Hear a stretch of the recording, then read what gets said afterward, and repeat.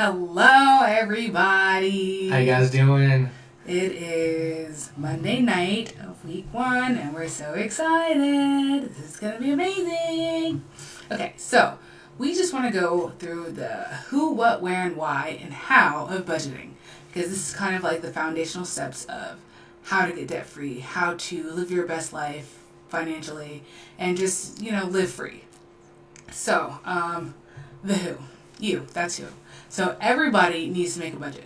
So I feel like if you make $5 an hour or if you make $30 an hour, you have to have a plan. Because if you don't have a plan, you're just living all free and willy-nilly, then nothing's ever going to get done the way you want it to. Yep. So this week, we're talking about why you need a budget, right? So if you don't have a plan, like she said, then everything's going to go by the wayside. Okay, so what? Obviously budget. When? So you should do your budget or consolidate your budget weekly. But you should do one monthly budget so you know what everything you have to think about. So our budget has stuff for Christmas in it. It's got stuff for, we had family in town last month, so our last month's budget had stuff for family, Thanksgiving, stuff like that. We can actually show you what our budget lines look like. Give us a second. How do I do this? So we go over to our budget lines if you want. Stand by. Sorry. And we're going to go into this one. Okay. So there's a lot of things you can start with your budget. If you got our little info email, you should have had at least a little bit of a template budget by now. That's starting with your incomes. So we're just going to go over our budget and the amount of line items we have. So it gives you an idea of how many line items you could possibly have. But it varies from person to person. So when you sit down, it's going to take about 90 days to hone in the perfect budget. So we're just going to go through our line items, and so just show you what ours looks like, just to keep it transparent, right? So we have our income. So you obviously have to list your incomes first. So his paycheck, my VA disability, and then other. If, sometimes we get random checks in the mail for refunds or stuff like that, and that's where the other comes in. And then the first thing we do is tithe, so the tithing goes there.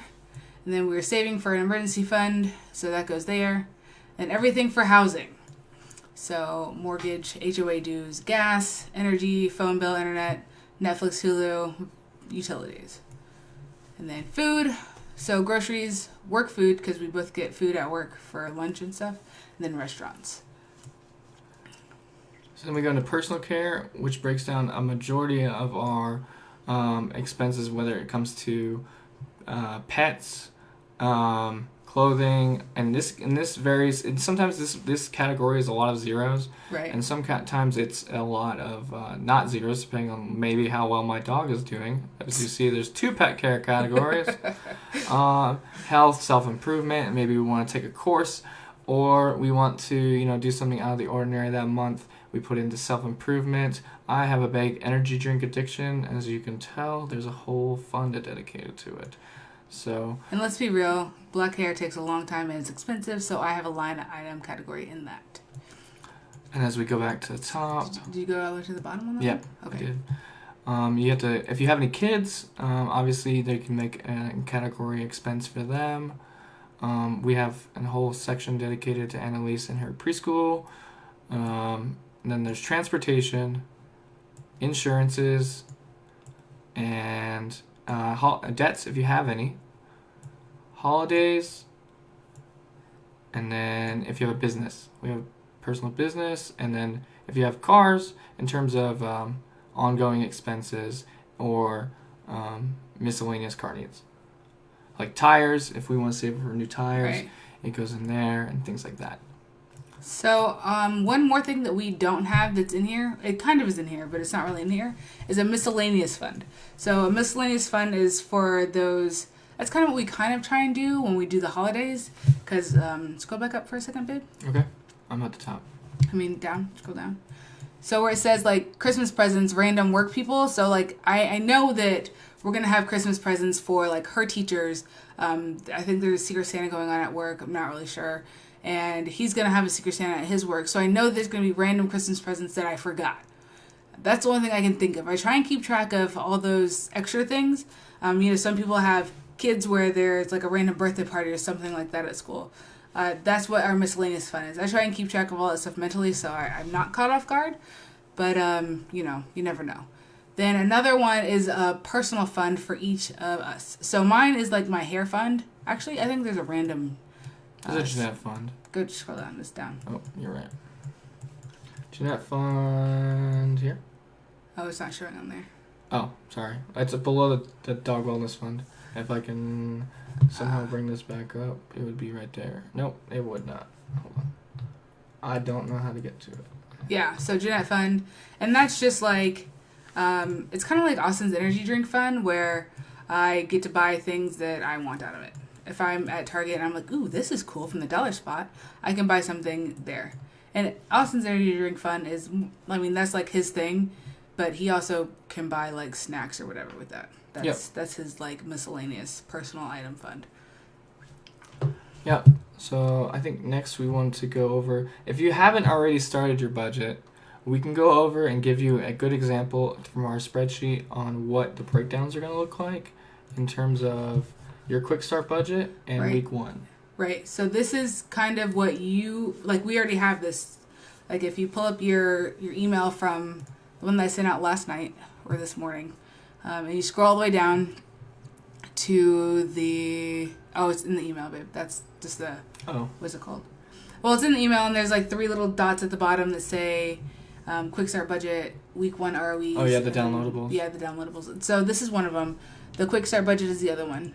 So what I challenge you to do this week is to fill out your budget, the quick start budget, and just see how much money, 1, you are intaking, and 2, how much money it costs to run your life. And I mean like at a very minimal life. Like if you did not have cell phones, if you didn't have anything else, if you just had this stuff in this quick start budget form, how much it would cost to live your life. This is besides debt, besides everything else. What is life? Yep. So that would be the zero sum operating cost of your life day to day. Right. Right. And then you can just quickly fill this in with a few things from your statements, and then you can line them up against this little thing in week 1, which is your the Dave Ramsey's Financial Peace University's cutouts of what normally a average household income should bring in and allocate to specific areas. Yeah. So if you're hitting between those margins here, so like if your rent or mortgage is over 25%, and that's when you should probably start looking at maybe downsizing or trying to refi that into a lesser payment. And things like that. So you can get a guesstimate based on the chart you fill out with the quick start budget, and then looking at these numbers to determine, am I in the right percentage brackets? Am I overpaying? Am I underpaying? In the green, in the red kind of thing. Right. Okay.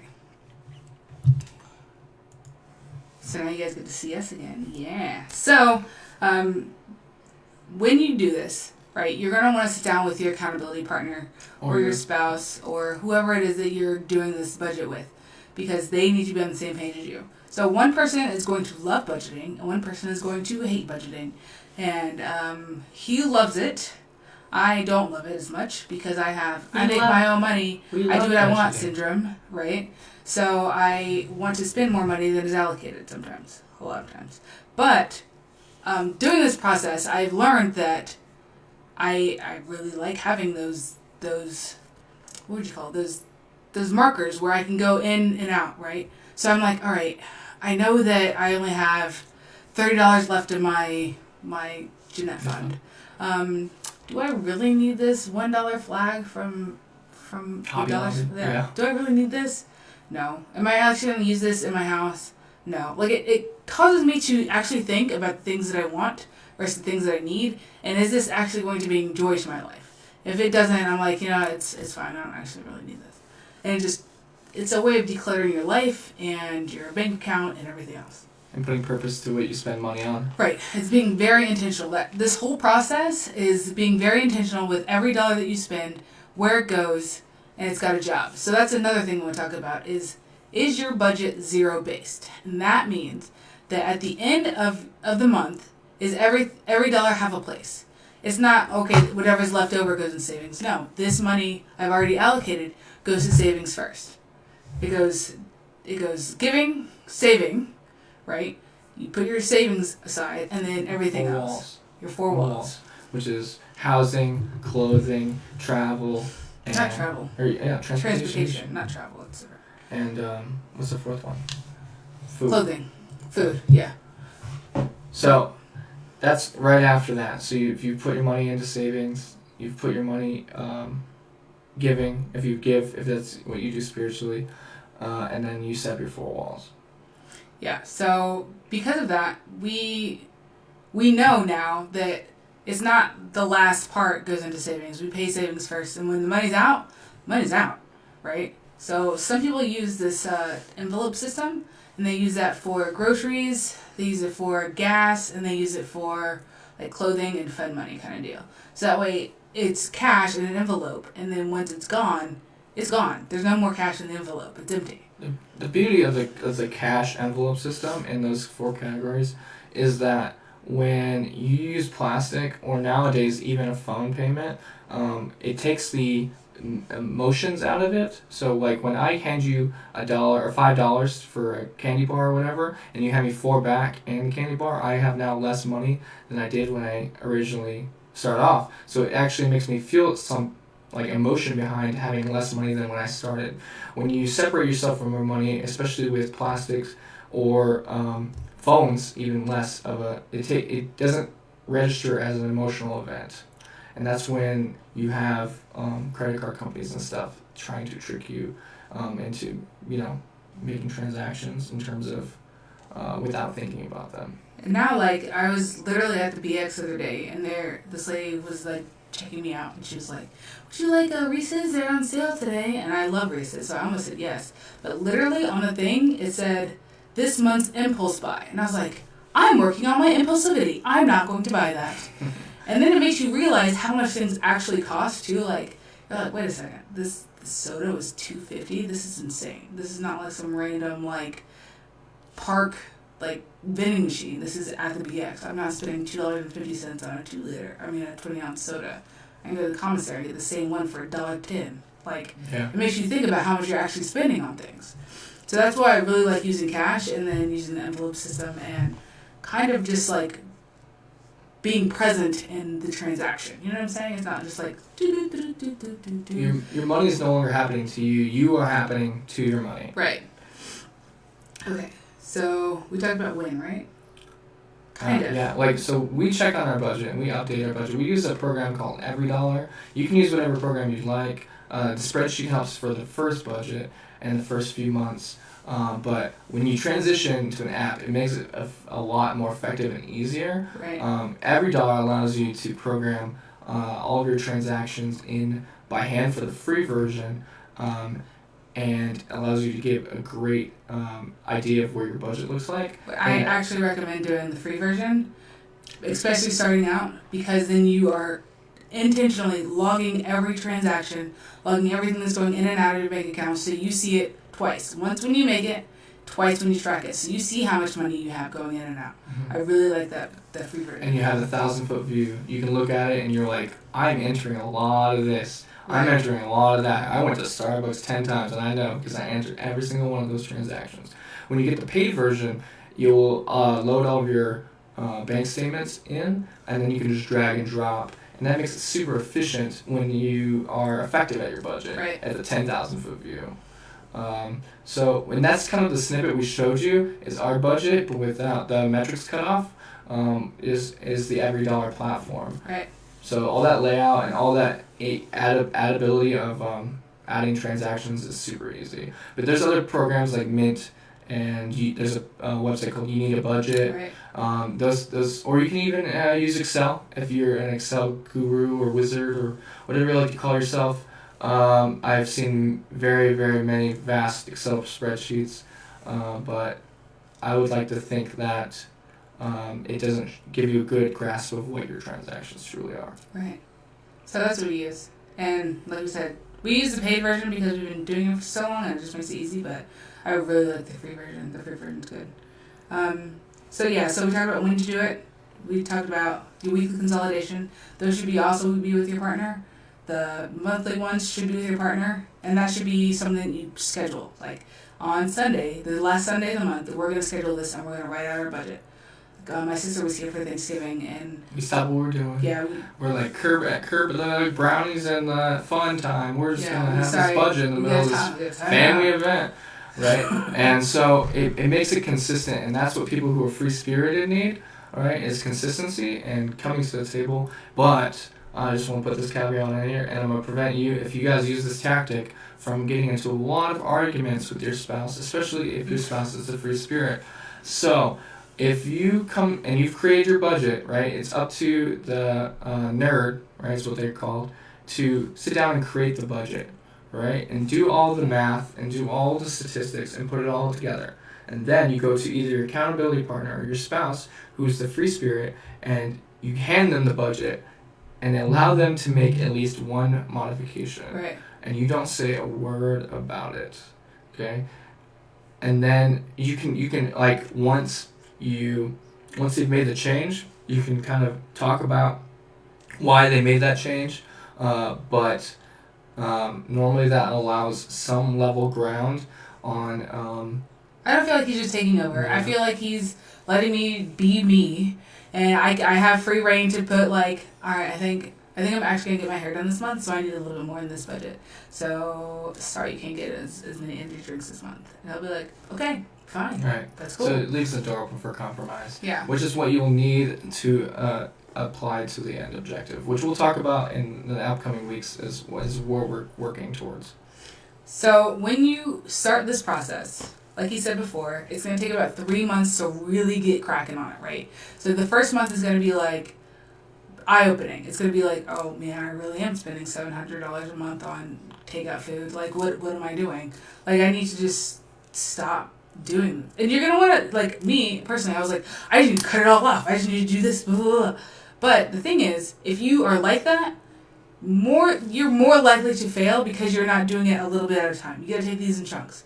You didn't get all this debt overnight. You didn't do that. Nope, it was one swipe at a time. So one category at a time, we're going to just try and break down and go a little bit slower. Like instead of getting 10 Starbucks, you say, okay, I'm only going to get 8 or I'm only going to get 4. But it's something to start with so that way you're not like, feel like you're going crazy. My thing has been cars and phones. So this year, I need a new phone. And I actually told Austin, I said, you know, you can just get me one on eBay. You can give me a referred phone on eBay. Which I would have never said before, so I'm really, really proud of myself for saying this. And I truly mean it. Like, it's in my heart. Like, I really don't need you to spend $1,000 on a phone. $300 is fine. Yeah, it was a big step. Like, when we first started dating, like, she was like, why do you still have this was 2014. She's like, why do you still have a Samsung Galaxy S2? Yeah. And I was like, yo, like, no phone bill. Like, Walmart Family Mobile, right? I was like, you know what you need to do? Get on my T-Mobile plan and let's get you new phones. And he was like, okay. So yeah, we've come a long way. Yep. So. And that has to be incorporated into your debt snowball. When we talk about debt snowballs coming up, your phone will be included. Yes. So, and that's another thing you need to put on your budget is any debt you pay. So right now I challenge you to only pay the minimums while we walk through this process so that way you understand where everything's going and how to pay it off. So right now I would say just pay the minimums, student loans, credit cards, whatever. Just pay minimums for right now, and then we'll walk through how to pay it all off because this is like a slow process. Did we show everything? No, we didn't go into the week 1. Do we want to cut over the scene here? Yeah. We'll go into week 1's budgets and more. Yeah, so like we were saying earlier, in this clause, this basically goes over why it's going to take about 90 days for you to effectively budget. Because with 90 days, if the first month you're going to miss a few things, the second month you'll adjust a few things, and the last month you'll finally hone it in to get to where you're needing to go as far as where these budgets are at. It'll kind of become like a well-oiled machine. You'll kind of like really get it at that point in time. You'll be like, all right, I got it. Like, and then that's when you start like really saving money, really paying off debt, really working towards saving for birthdays or vacations or next Christmas. because next Christmas, I know it hasn't come yet, but I feel like it's right around the corner. Yep. And then we need to talk about, are we operating in the negative, right? So, like, every month, are we operating where we're having to put something on credit cards because that's just life, right? Like, do I have too much stuff going out and not enough stuff coming in? Then we need to talk about what kind of side hustles can we do. Yeah. We sold stuff on Poshmark. We sold stuff on Facebook Marketplace. Your income is your number one wealth building tool. 100%. Right? You can have tons of debt. You can have tons of, negative at the end of the month. You can have too much more month at the end of the paycheck, right? But we need to figure out how we can tweak those things in the budget and also up the income, so we are playing both sides of the coin so that you can exponentially grow your wealth. And that's the end of the game. That's right. That's where we're going, right? Right. We want to be able to live a legacy to our grandkids. Like, I never even thought that was possible. I saw, like, all of my grandparents have died, and they weren't even able to give their kids anything. I want to be able to give my grandkids something that's going to be like historical for my family. Let's put it like that. And I'm really excited to be able to do that. And I want to. I want to be able to be that kind of person. So that means I got a lot of work to do, right? But it starts here. It starts monthly. It starts Yep. weekly with your budget, sitting down and being effective and being Intentional. there in the moment. Yep. Being very present with every dollar that you spend. I think there's one more thing I wanted to mention.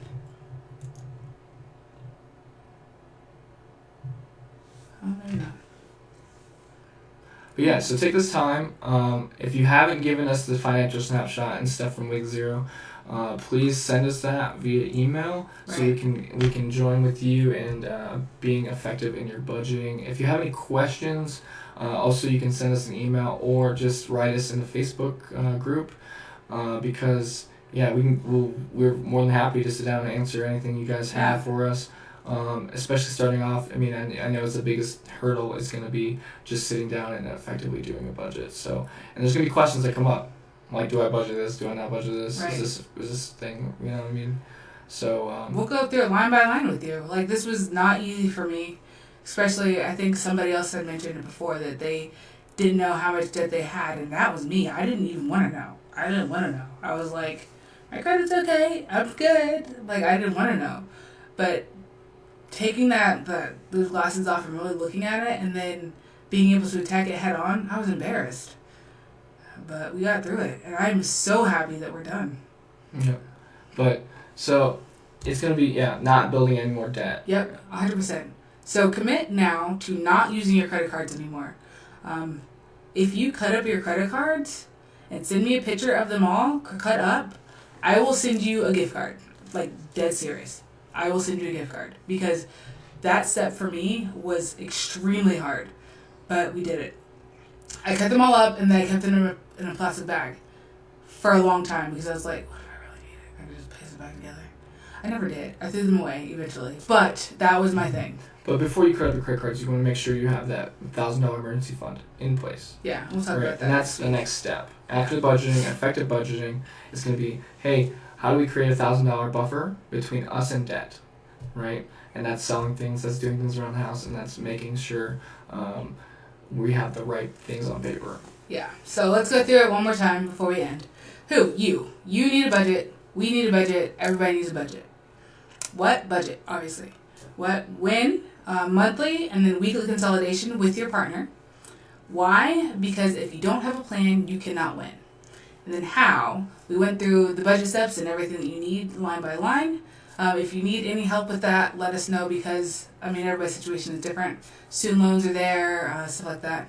Alimony, whatever.